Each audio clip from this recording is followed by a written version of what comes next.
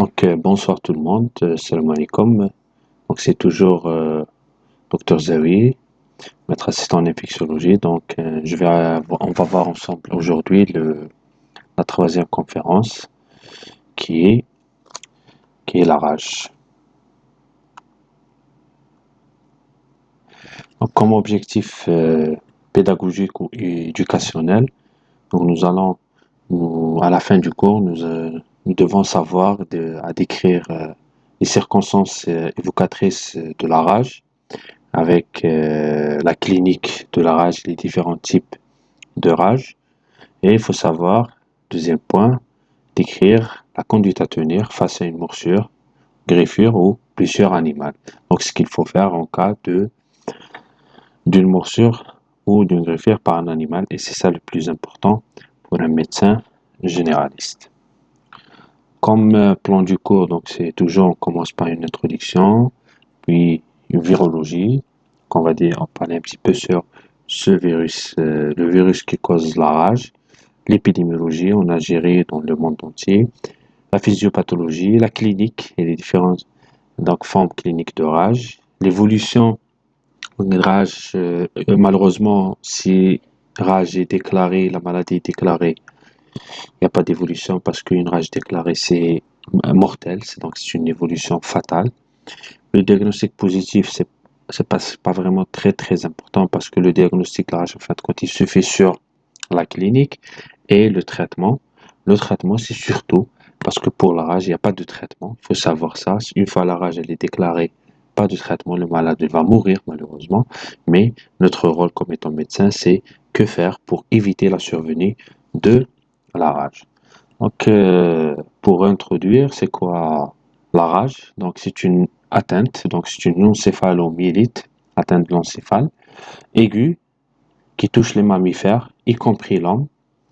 Elle est due à un virus, et ce virus, donc, et la transmission, elle se fait par une morsure.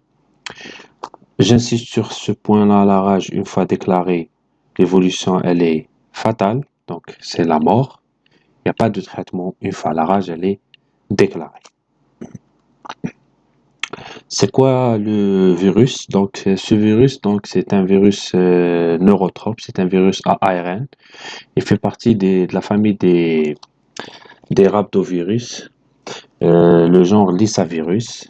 Et, il est stable entre 2 pH, 5 et 10.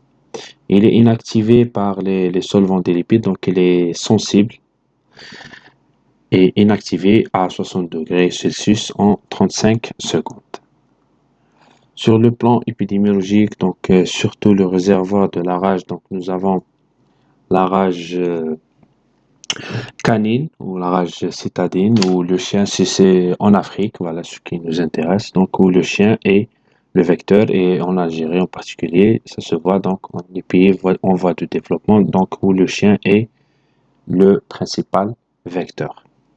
La rage sylvatique ou la rage sauvage, où le réservoir, c'est au niveau de l'Europe de l'Ouest, c'est le renard. Au niveau de l'Iran et l'Afghanistan, le loup.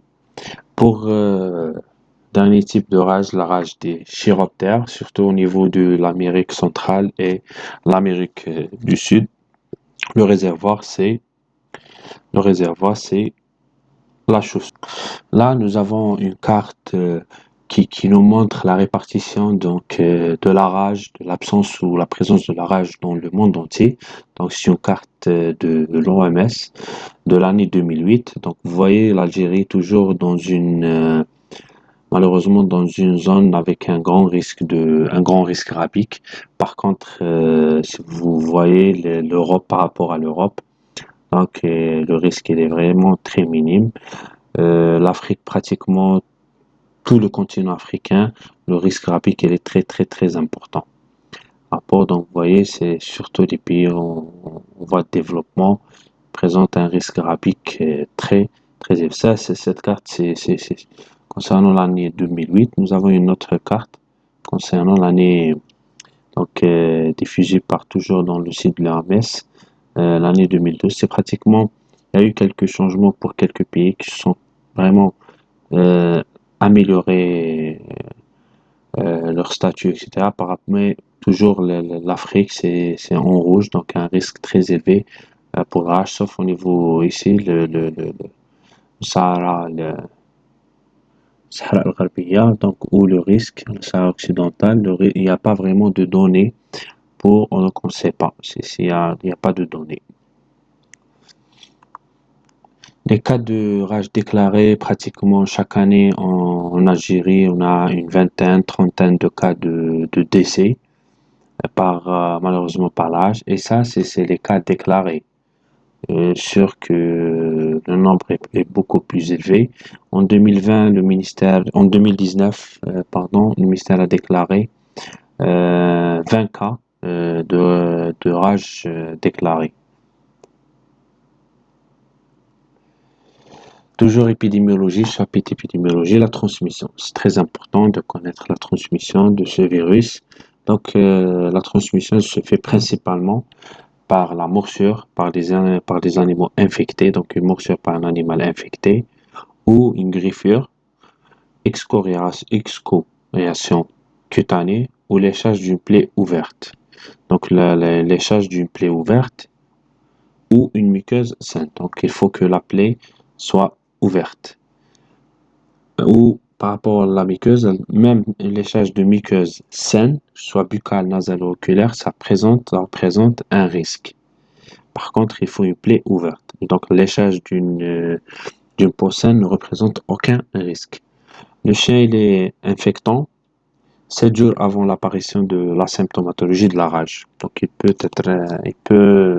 le chien ou l'animal, il peut mordre quelqu'un et il ne présente aucun signe de rage. C'est pour ça la surveillance vétérinaire, si on arrive à attraper l'animal et le mettre en surveillance vétérinaire dans un centre où on surveille les animaux par des vétérinaires. Donc c'est très important parce que il y a un piège là. Le chien, donc il est infectant, ça veut dire qu'il peut contaminer, il peut nous transmettre le virus 7 jours avant qu'il soit malade ou là il représente une symptomatologie de rage animale. Sur le plan physiopathologique ou pathogénie, chez l'animal, donc le virus, il va se fixer sur le système nerveux des animaux enragés, puis il passe dans le milieu buccal, donc la salive de l'animal, elle devient infectante, elle devient riche en virus, donc en cas de morsure par cet animal, donc il peut nous transmettre le virus. Donc voilà, vous voyez donc ce schéma.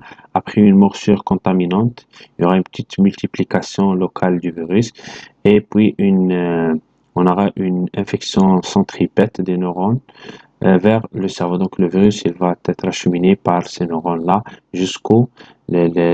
donc jusqu'au l'encéphale ou le système nerveux. Puis il y aura une atteinte du système nerveux central, puis il y aura une infection ou diffusion centrifuge vers les glandes salivaires et le sujet donc l'animal devient extracteur. L'incubation, elle est silencieuse, comme vous voyez, elle peut durer chez l'animal, elle peut durer 1 à 2 mois. Une fois la rage, elle est déclarée, donc l'animal, il va pas rester plus de 14 jours et il va mourir. Et la salive, elle va être contaminante. Faut pas oublier que même après la mort, donc l'animal, il reste le virus, donc le risque rabique, il reste, donc il faut faire très très attention comment manipuler, donc même un animal mort. Voilà, ça c'est pour l'animal. Pour l'être humain, ce qui nous intéresse, nous, donc chez l'homme mordu, après une courte phase de virémie, donc toujours une petite phase de virémie au niveau du point de la morsure ou le contact avec l'animal, le virus il va monter le long des nerfs périphériques jusqu'au centre nerveux, puis il gagne de nouveau les neurones périphériques. C'est pratiquement le même principe que chez l'animal. Donc là, on va voir un peu plus de détails.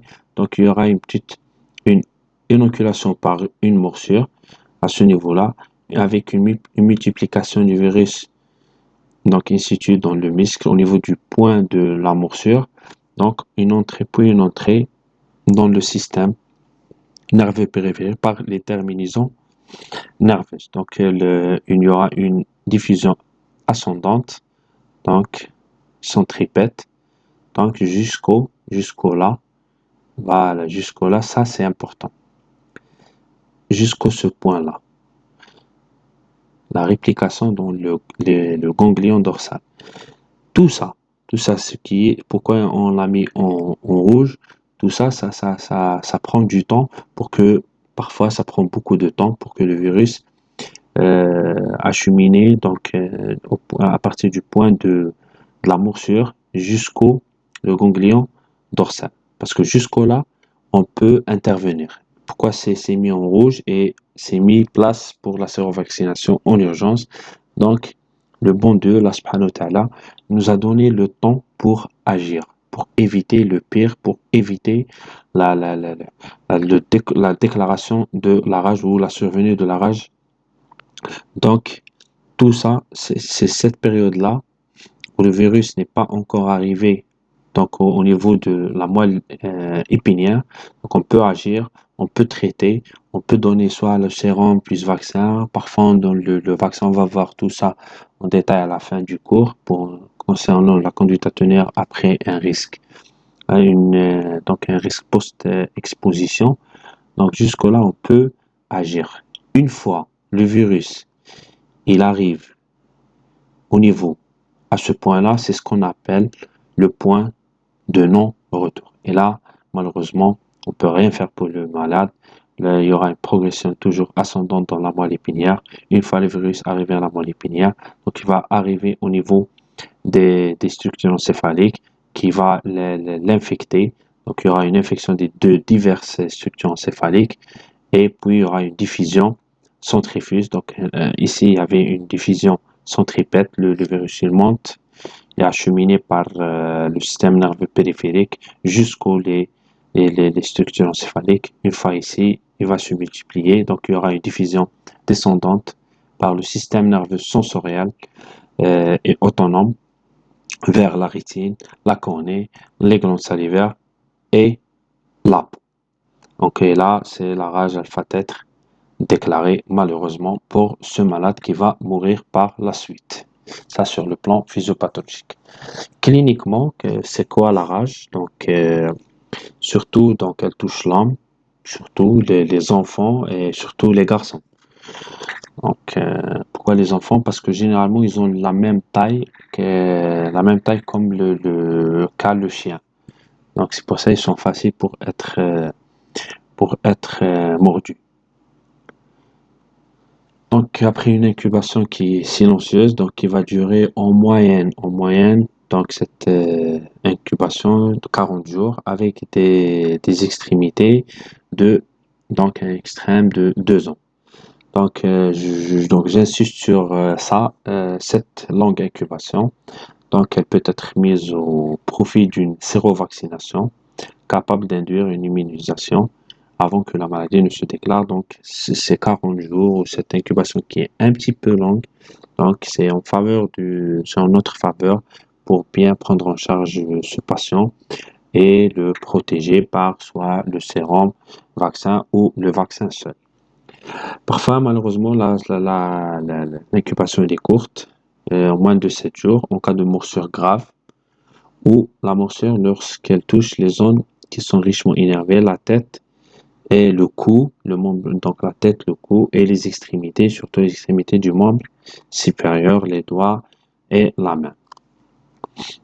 Mais jamais, jamais moins de 4 jours. Et donc on a toujours donc il y a toujours une possibilité pour traiter et pour sauver le patient ou le patient mordu. Après l'incubation qui est silencieuse, on aura une période prodromique. Cette période prodromique, elle est brève, elle va durer entre 2 à 10 jours. Donc, elle commence par un début brutal. Donc, c'est des douleurs ou des paresthésies, donc sensation de brûlure, de froideur, engourdissement, fourmillement au niveau de la zone mordue. Parfois, un simple prurite.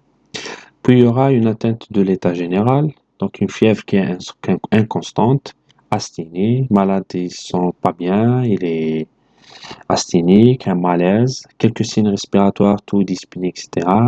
Quelques signes digestifs, anorexie, nausées, vomissements, diarrhée et quelques signes neurologiques type céphalie, vertige, anxiété, tristesse sans raison et un cauchemar. Ça, c'est la phase prodromique. Puis, c'est à ce stade-là, à la phase ou la période θ, où le tableau d'encéphalomyélite progressif aigu, donc il se déclare. Donc c'est à ce stade-là qu'on peut vraiment poser le diagnostic de la rage et malheureusement, on sait que notre patient-là, il va mourir par la suite. Donc nous avons pratiquement deux types de rage, deux types de formes cliniques. La forme spastique qui est la plus fréquente et ou la forme furieuse et la forme paralytique qui n'est pas vraiment très fréquente. Pour la forme spastique ou la rage furieuse qui représente 70% des cas, donc on aura un trouble du comportement, le malade devient hyperactif et il hallucine avec le signe voilà, qui est alarmant, c'est l'hydrophobie qui est donc c'est la phobie de l'eau, donc hydro et phobie déclenchée par soit tentative de boire ou stimulus sensoriel, donc soit tactile, auditif ou que soit il voit l'eau ou il entend le son de l'eau, l'écoulement de l'eau. Voilà, donc ça déclenche une hydrophobie. Donc ce patient qui est déjà agité et fébrile avec une fièvre à 40, il a très soif. Donc la déglutition ou la vue de l'eau ou le bruit du robinet, il déclenche des spasmes oropharyngés très douloureux et ces spasmes bloquent la respiration. Généralement, l'hydrophobie, elle s'accompagne après par une aérophobie, hein, une dysphagie et une dysphagie, salivation abondante. L'hydrophobie et l'aérophobie sont mises en évidence par la présentation d'un verre d'eau ou, pour l'aérophobie, souffle d'air au niveau du visage. Parfois, juste donc, on entend juste l'air. Par exemple, on ouvre la fenêtre et donc, le son de l'air, donc le malade, donc, il le refuse et par phobie, donc c'est l'aérophobie. Donc, le malade, il va passer par des périodes d'agitation ou d'accalmie, parfois même obnubilation. Donc, ces périodes alternent avec des périodes de normalité. Donc, il devient agité, puis il devient normal. Cette phase, malheureusement, elle va durer que quelques jours parce que c'est une phase aiguë. Puis le coma et la mort. Le malade, il va mourir. Donc, pas de traitement à ce stade-là. Si la rage se déclare, j'insiste sur ça, il n'y a pas de traitement pour la rage. Donc, par la paralysie cardio-respiratoire au bout de quelques jours. Donc, le malade, il va mourir. Pour la deuxième forme, qui est la forme paralytique ou la forme ou la rage muette, donc elle débute par des douleurs au niveau du membre supérieur de la région lombaire, suivie par une paralysie flasque des membres inférieurs, et c'est une paralysie qui est progressivement ascendante. Donc elle touche les membres inférieurs, donc elle est progressive et elle est ascendante. Donc, et l'atteinte du tronc cérébral, donc elle s'accompagne par des troubles sphinctériens et l'atteinte bulbaire, donc avec des paralysies des nerfs crâniens et par la suite arrêt cardio-respiratoire et le malade il va mourir dans un tableau de défaillance respiratoire ou arrêt cardio-respiratoire. Pour l'évolution, il n'y a pas d'évolution, donc le malade il va mourir au bout de quelques jours après la déclaration de la rage. Donc la rage, elle est mortelle à 100% si elle est déclarée. Il n'y a pas de traitement efficace une fois la rage est déclarée, malheureusement. Pour le diagnostic positif,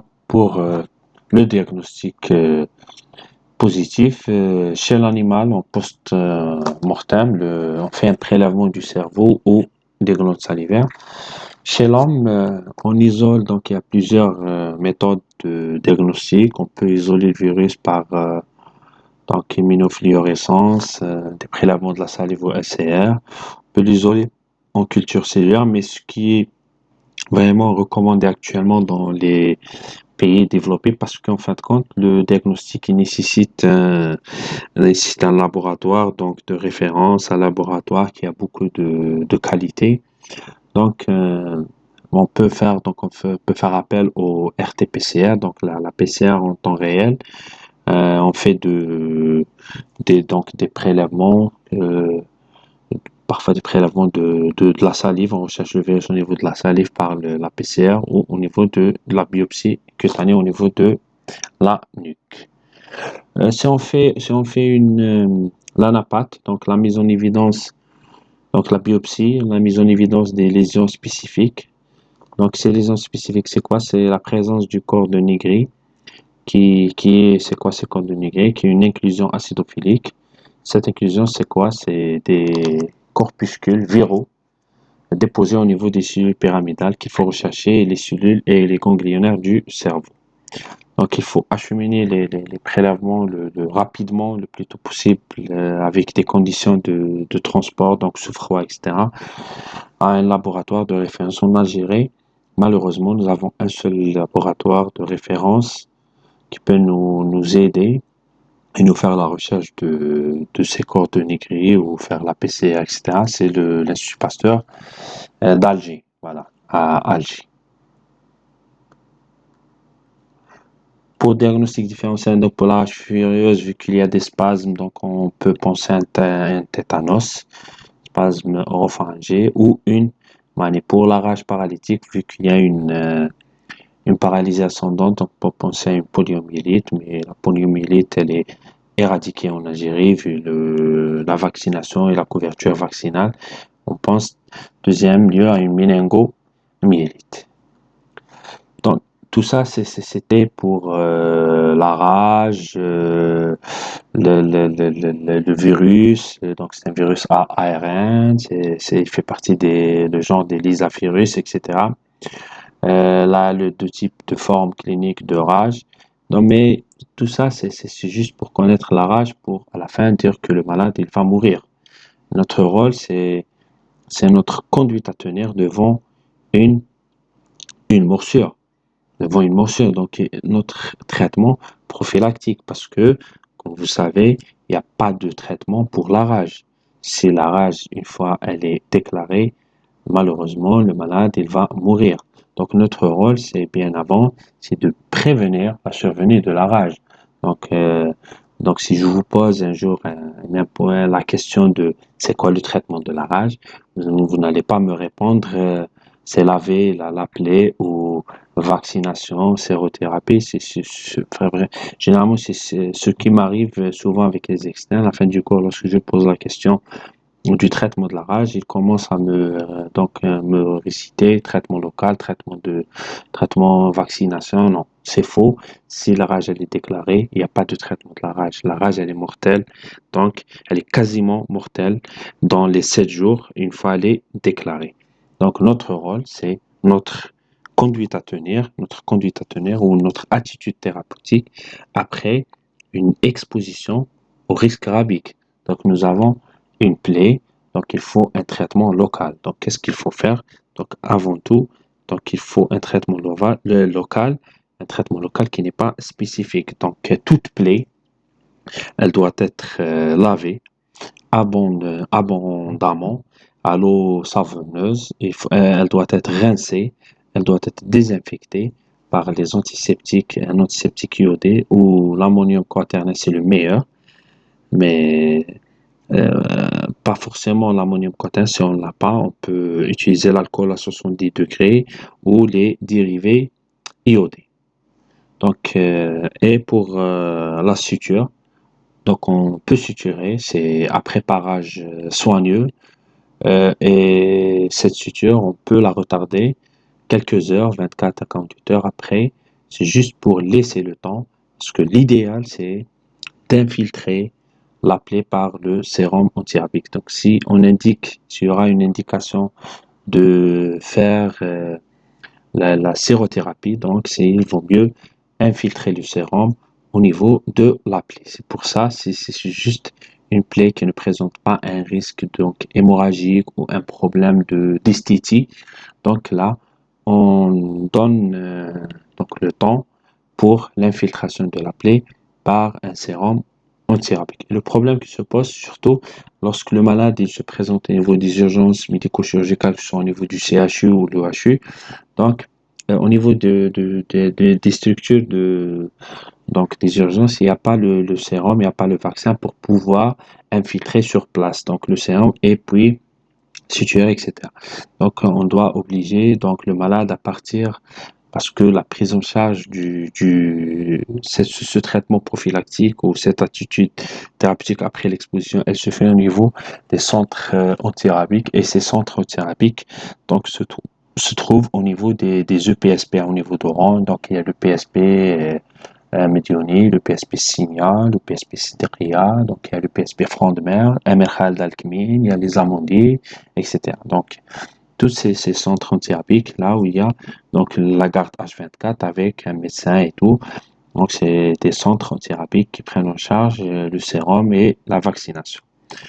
Donc voilà. Et il faut pas oublier qu'il y a une plaie, donc il y a un risque de surinfection, donc il faut pas oublier de donner une antibiothérapie.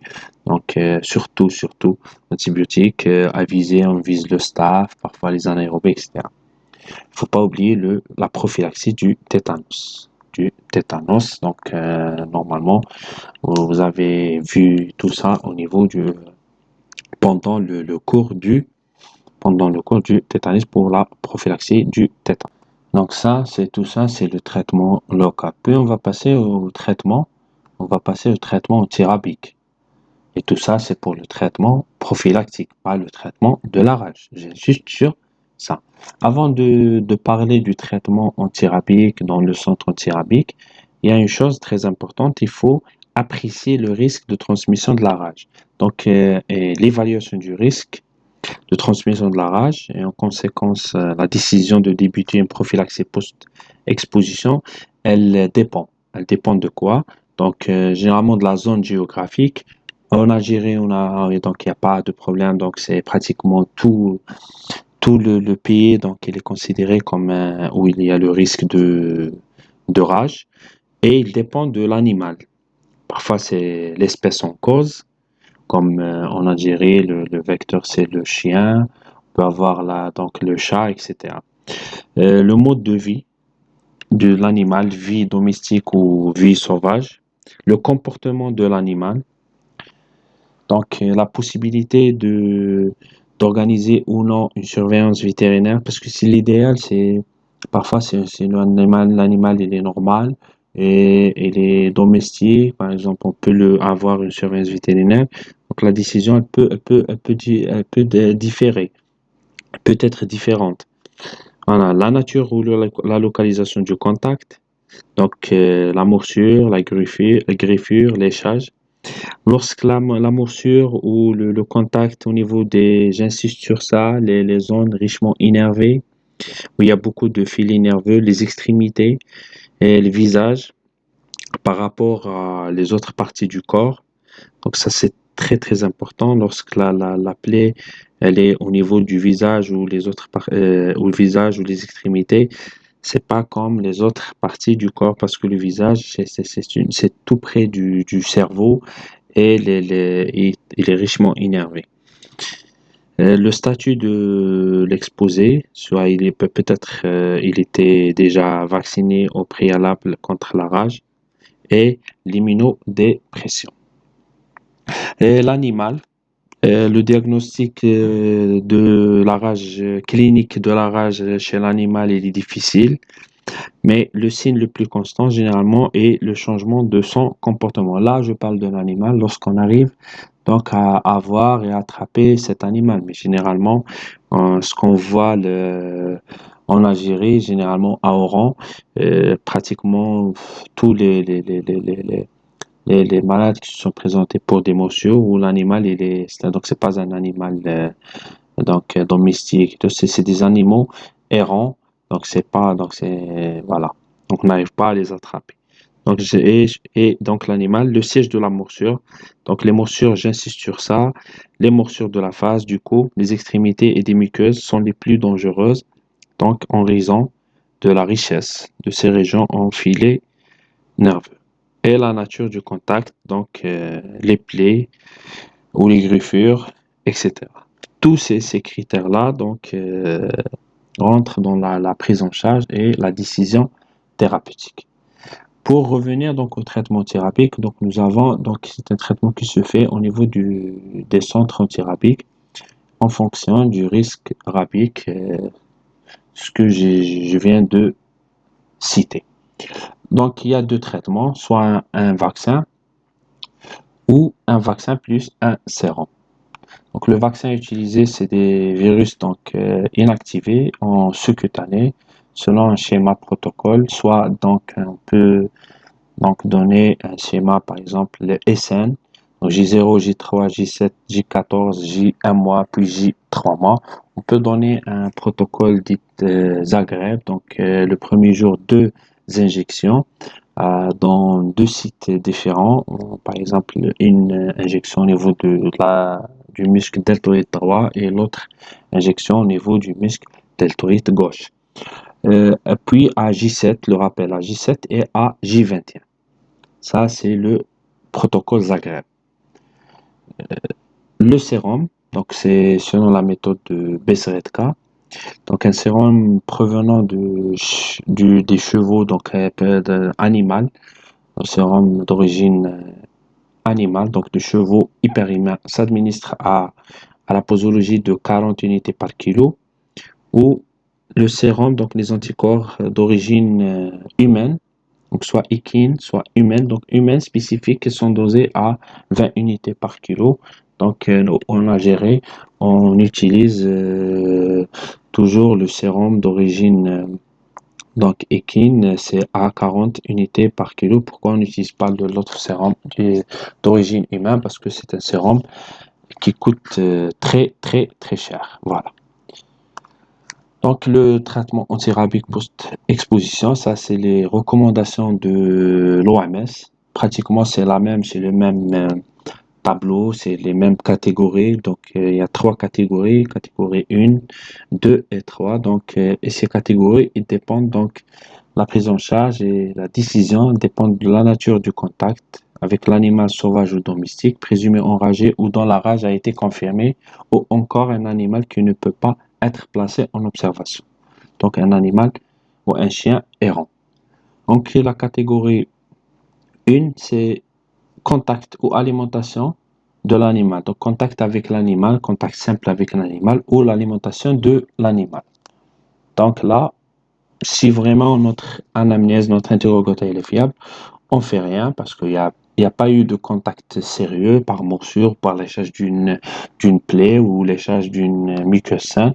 Il y a eu juste un contact avec l'animal ou son alimentation. Léchage sur une peau intacte, donc on fait rien. Donc c'est vraiment notre anamnèse est fiable, on fait rien. Pour deuxième catégorie, donc une peau découverte qui a été mordillée, il y a eu une griffure bénigne ou une excoriation sans saignement, léchage sur une peau érodée. Donc là, il faut vraiment commencer à administrer le vaccin tout de suite. Et il faut l'arrêter si l'animal est en bonne santé après, moi je vais dire 14 jours, c'est le temps de la surveillance vétérinaire.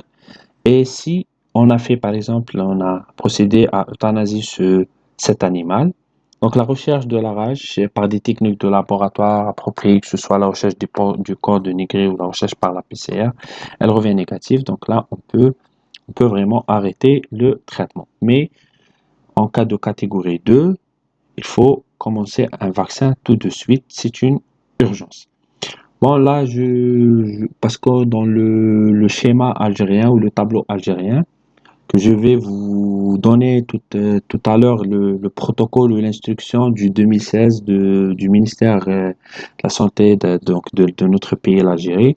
Donc, il parle de tout ça, sauf lorsqu'elle touche le visage ou les extrémités. Donc, Donc, le risque, il sera donc dans la catégorie 3. Dans catégorie 3. Donc, catégorie 3, morsure ou griffure ayant traversé la peau et contamination des muqueuses par la salive, soit donc un léchage par contamination, léchage des muqueuses par la salive. Donc là, qu'est-ce qu'il faut faire? Donc on fait toujours on administre les immunoglobulines plus le vaccin, puis la même conduite qu'en deux. Ça veut dire que si par exemple on arrive à faire l'observation vétérinaire et après une dizaine de jours jusqu'à 14 jours maximum, l'animal il est toujours en bon état de santé, il est toujours vivant, on peut arrêter la prise en charge. Mais il faut commencer d'emblée par le sérum, donc la sérothérapie et et le vaccin anti-rabique. Le vaccin anti-rabique, ça c'est pour le tableau. Il y a un autre tableau, c'est un tableau de la France. C'est pratiquement la même chose. Pratiquement, c'est la même chose. Donc là, on parle envers l'animal, ce qu'il faut faire, envers le blessé. Mais c'est juste par rapport au surveillant vétérinaire. Donc le vétérinaire, il est obligé de nous délivrer 3 certificats. Donc un certificat J0, donc il y a un certificat sur l'état de l'animal, AJ7 et AJ14. AJ7 et AJ.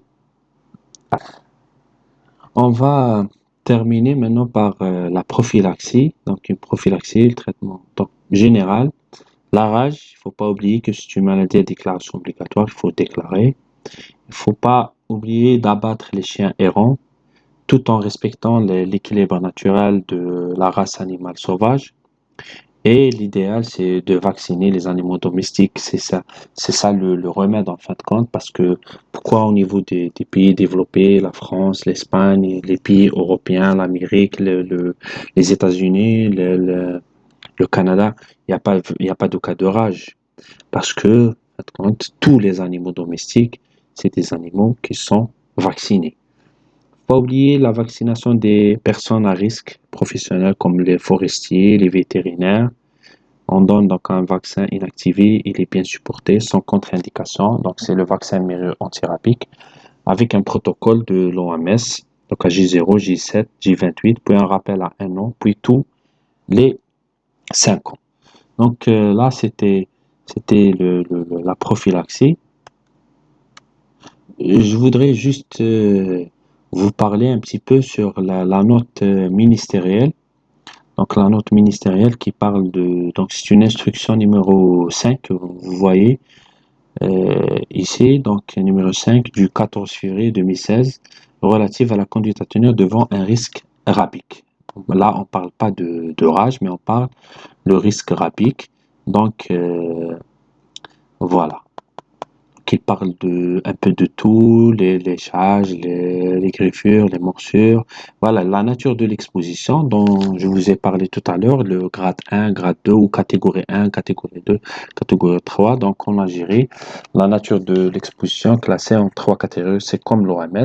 Donc, catégorie 1, contact direct avec l'animal, soit la personne l'a touché ou l'a nourri. Léchage de la peau intacte, donc on ne fait rien. Catégorie 2, donc morsure, greffure, sans saignement siégeant ailleurs qu'à la tête et les extrémités et les organes génitaux. Donc, il faut toujours mettre en tête donc 3 sites, la tête, les organes génitaux et surtout les extrémités, les doigts, etc. Donc là, juste une vaccination. Catégorie 3 est la catégorie la plus grave. Morsure, griffure, même sans saignement, séjour au niveau de la face, la tête, du cou, le cou, mains, les pieds, aux organes génitaux parce qu'ils sont richement innervés. Morsure ou greffure unique ou multiple avec saignement, morsure par un animal sauvage, exposition à une chauve-souris, morsure ou greffure ou manipulation, léchage ou contamination des muqueuses par la salive, projection de bave sur les muqueuses, en particulier les yeux, léchage sur peau lésée. Tout ça, c'est catégorie 3. Donc là, on fait une vaccination une sérothérapie en urgence. L'état de l'animal en cause et Donc il y a tout ce que vous voulez et cette instruction elle doit être maîtrisée par les médecins qui prennent en charge les centres antirabiques. Donc la posologie, comme je vous ai déjà parlé, donc c'est 40 unités par kilo de poids corporel. Donc la dose à injecter en millilitres c'est égal donc 40 unités fois le poids corporel sur le titre du flacon. Donc il faut pas la dose ne doit jamais être inférieure à 800 unités internationales. Le mode d'administration de, du sérum, donc c'est plutôt, voilà, le sérum c'est au niveau de la plaie. Il y a des tests de tolérance. On parle là de méthode de Besseret-K pour les effets secondaires, les différents vaccins qui existent en Algérie. Donc tout ça, voilà, la conduite à tenir dont je vous ai parlé. Donc grade 1 et on fait rien. Grade 2, on fait juste une vaccination thérapie. Grade 3, on fait soit le schéma Zagreb, donc 2 injections le premier jour, puis 1 AJ7, 1 AJ21, ou le type S. En Algérie, voilà. Voilà, il y a tout ça. Donc c'est pas très important de retenir tout ça parce que ça c'est beaucoup pour un externe. Mais je vous montre ça juste pour avoir une idée où le jour où vous allez travailler, peut-être Inch'Allah, dans un centre antirabique, vous aurez donc l'occasion de maîtriser tout ça. Voilà, même chez le sujet immunodéprimé, etc., ceux les VIH, ceux qui prennent des corticoïdes à long terme, etc. Les leucémies, les lymphomes, les cancers, sur le plan général. Et tout ça, donc les posologies pour les enfants moins de 2 ans, les enfants de plus de 2 ans et plus, etc.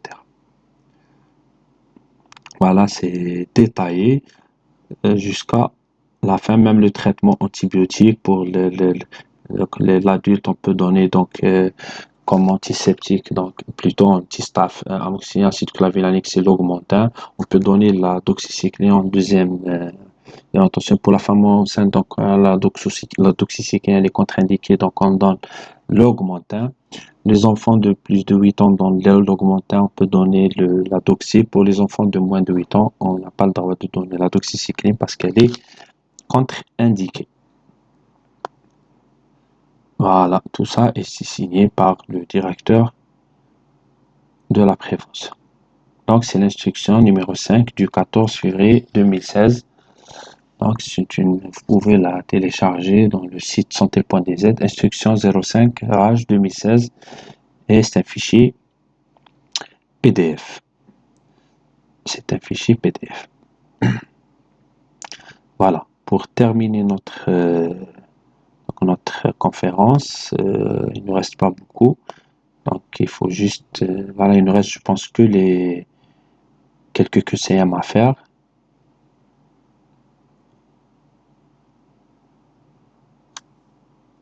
Voilà, quelques QCM à faire.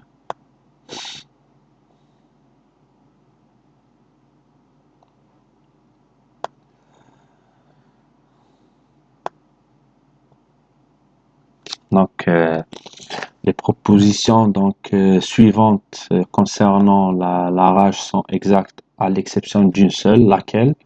Donc, le virus de la rage, c'est un rhabdovirus. La rage humaine déclarée est mortelle dans 80% des cas. La vaccination antirabique doit être débutée à toute personne mordue par un chien connu, oui. Il n'y a pas de contre-indication au traitement vaccinal antirabique, oui. Même chez la femme enceinte, on peut le donner vu le risque, donc il n'y a pas de contre-indication. La sérothérapie est indiquée dans les morsures graves par un animal suspect, oui. Donc voilà, il y a donc la rage humaine, une fois déclarée, elle est mortelle à 100% des cas par 80% des cas. La deuxième question, en cas de morsure par un animal suspect de rage, donc il faut suturer rapidement les plaies de morsure, je pense pas. Il faut tuer aussitôt l'animal mordeur, Non. Le médecin traitant commencera immédiatement la vaccination thérapique. Oui, on peut commencer rapidement, mais pas le médecin traitant, c'est le médecin du centre antiarabique. Il faut préférer le vaccin antiarabique inactivé préparé sur culture de cellules humaines, oui, l'idéal. On peut infiltrer la plaie du sérum antiarabique, oui.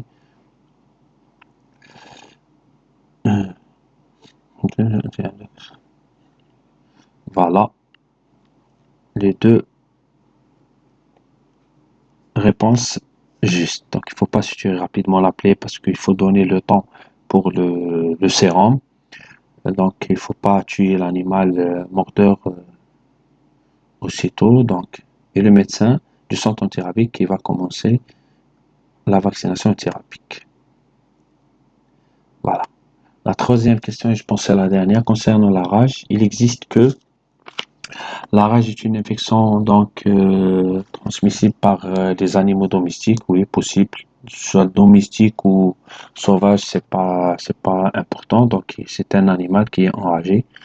Les ammonium quaternaires sont les antiseptiques de choix, oui, de choix. Comme on peut utiliser donc l'eau de javel, on peut utiliser l'eau savonneuse, on peut utiliser les dérivés iodés. La vaccination thérapeutique n'est faite que dans les centres antirabiques, oui, oui. La vaccination préventive antirabique est praticable par un médecin généraliste. Un médecin généraliste. Là, le piège, est-ce que oui, le médecin généraliste ou le médecin du centre antirabique? L'injection en IM de 2 millions d'unités de pénicilline G protège contre le risque rapique. Ça, c'est catégoriquement faux. Donc, il y a une seule réponse qui est fausse.